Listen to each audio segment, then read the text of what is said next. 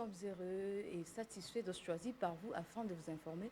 Mesdames et messieurs, bienvenue dans cette session d'actualité.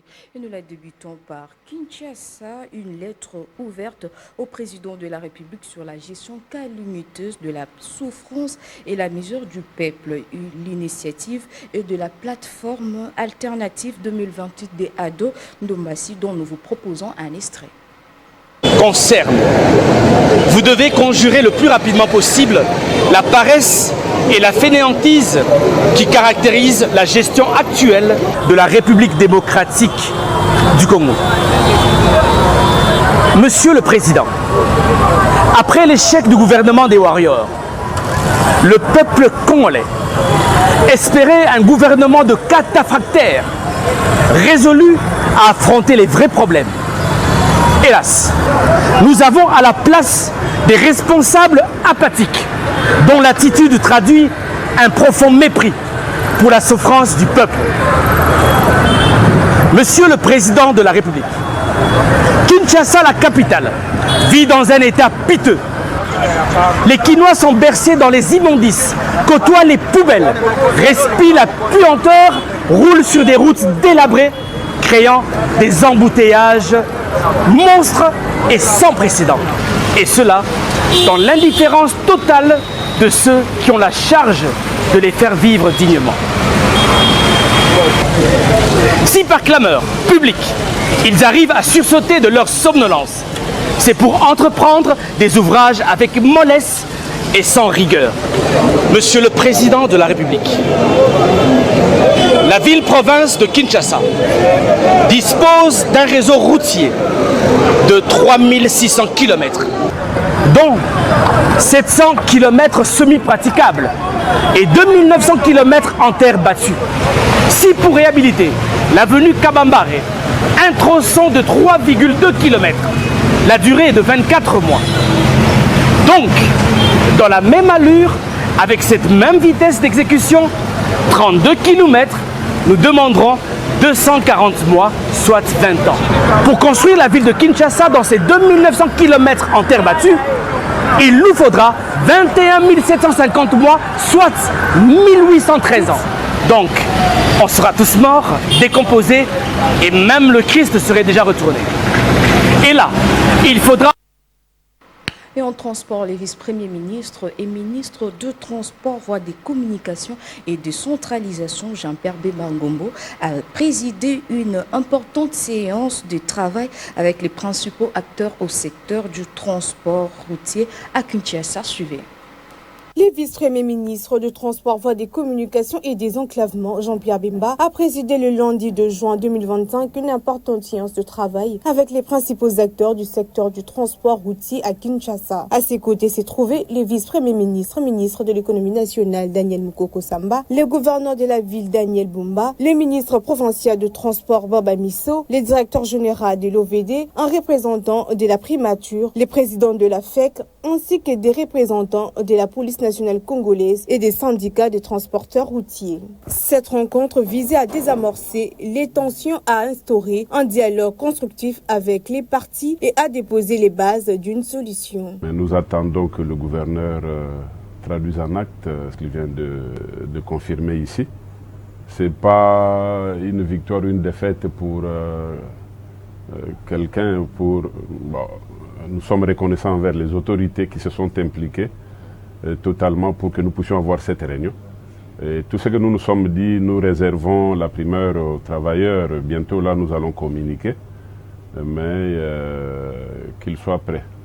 Je sais que les rumeurs peuvent toujours courir, mais il faut rester en position d'attaque. Bientôt là, on va vous dire ce qu'il y a à faire et comment le faire, parce que c'est très important pour ne pas se faire surprendre. Il faut écouter d'abord la consigne qu'on va vous donner. La consigne qu'on va vous donner. Parce que, oui, nous avons raison dans le travail, mais nous sommes aussi accusés de certains débordements dans notre conduite, notre façon de travailler. C'est le moment où nous devons nous mettre ensemble, chercher comment corriger pour rester tranquille dans notre travail. On ne doit pas tout le temps vivre des choses comme ça. Et ce n'est pas du tout repos pour nous qui sommes vos leaders, parce que la nuit, le jour, nous sommes branchés, on est appelés, nous devons réfléchir, proposer, tout ça. Des fois, vous proposez, on rejette. Mais je crois que cette fois-ci, nous sommes en train de chuter et nous allons chuter de bonne manière. Voilà. Autre actualité, le ministre de Communication et Médias, Patrick Mouyaya, appelle à un échange au dialogue entre les présidents de CISAC, Christian Bossembe, et le journaliste sur la question relative à l'interdiction de la diffusion de l'ancien président et sénateur Joseph Kabila sur les médias congolais. Suivez. C'est tombé en début de semaine la décision du Conseil supérieur de l'audiovisuel et de la communication, c'est ça qu'en sigle, interdisant la médiation de l'ancien président de la République et sénateur à vie Joseph Kabila Kabange. Christian Bossembe, président de cette institution d'appui à la démocratie, qu'il a dit au cours d'une émission sur Top Congo, une radio congolaise. Kubanda mokolo ya lelo epekisami na bapanzisango tope na bakolo media balekisa topé ba commenter, ba diffuser, ba betali solo, to ba solo la, topé ba yamba, ba kambi ya peperdi. Wana na iloko na liboso.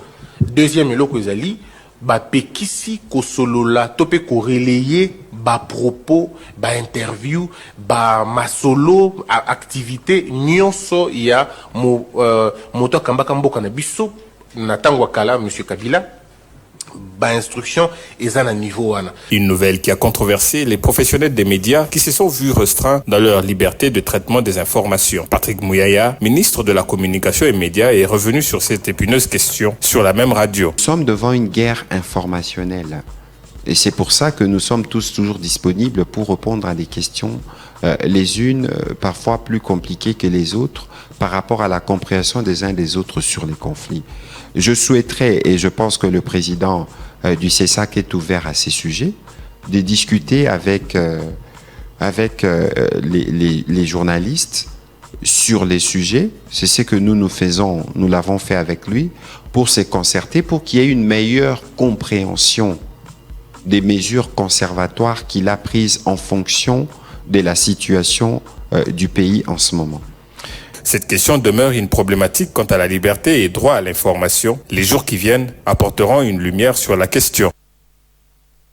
À la présidence le mercredi 4 juin à Kinshasa, le président de la République Félix Antoine Tshisekedi Tshilombo a pris part active par visioconférence à une réunion d'urgence des chefs d'État et des gouvernements de l'Union africaine convoquée par les présidents zambiens Al-Qaïdé et Chilema. Cette rencontre virtuelle a tourné essentiellement sur la situation sanitaire qui sévit actuellement en Afrique suite à l'épidémie de choléra.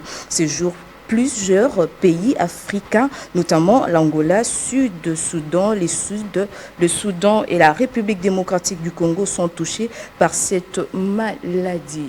Et en province Olualaba, la province du Lualaba accueille la 12e conférence de gouverneurs en cette première quinzaine du mois de juin. Fifi Masuka Saïdi, gouverneur de cette province, offite les armes pour assurer un bon déroulement de cette messe terrestre. Suivez. L'arrivée du président de la République à Kolwezi reste un événement de taille. Toutes les batteries sont mises en marche quant à ce. C'est dans cette logique que la gouverneure du Lualaba, Marie-Thérèse Masuka Saini, assistée du vice-gouverneur Tinat Karl Moufondi Clément, ne faiblit pas avec la mobilisation et n'ignore aucune couche de la population. Ce lundi 3 juin 2025, elle était en face des membres de l'intersyndicat de la province du Lualaba, conduit par la directrice provinciale de la fonction publique, Marie-Louise Moussenga Mafo. Le même message a été véhiculé à ses interlocuteurs, sensibiliser les leurs pour accueillir avec faste le garant de la nation, Félix Antoine Tshisekedi Tshilombo. Pour le président de l'intersyndicale du Lualaba, c'est un honneur d'être reçu avec sa délégation par l'autorité provinciale. Nous allons démontrer par les gestes. Tout ce que vous faites, nous sommes d'accord avec vous, Son Excellence, et nous vous disons merci. En deuxième lieu, c'est sous ces acclamations frénétiques que Marie-Thérèse Masuka Saini a été accueillie dans la salle des conférences du gouvernorat archi-comble avant de passer son message du jour. Les chantiers sont en train de terminer petit à petit. Je vous avais aussi annoncé à un moment que le président devait venir pour inaugurer. Si chacun de nous dans sa famille peut amener 100 personnes, je multiplie ici J'aurai tout un monde autour de Mwangeji pour écouter le meeting du président.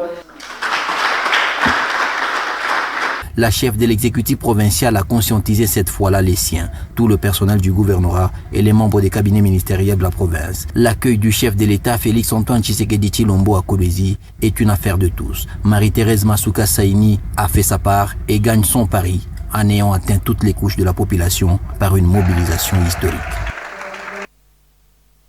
Restons en province pour clore à Béni, une délégation européenne dans le Nord Kivu pour rencontrer les autorités locales et les assurés et populations suite à la guerre dont ils sont victimes. Suivez.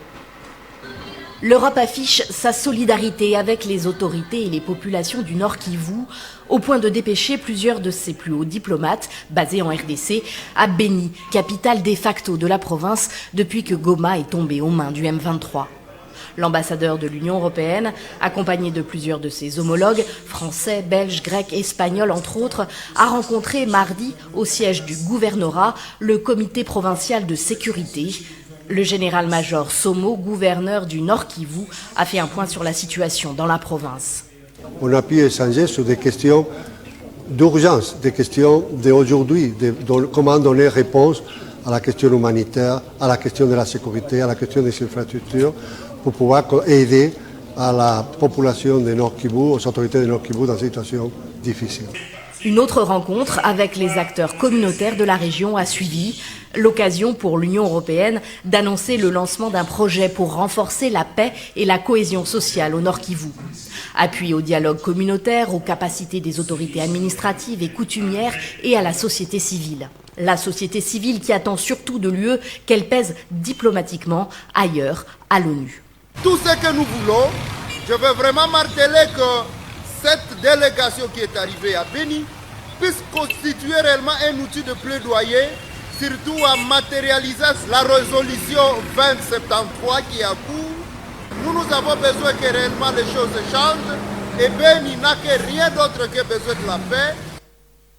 Adoptée en février à l'unanimité, cette résolution condamnait pour la première fois directement le Rwanda pour son soutien au M23 dans son offensive dans l'est de la RDC.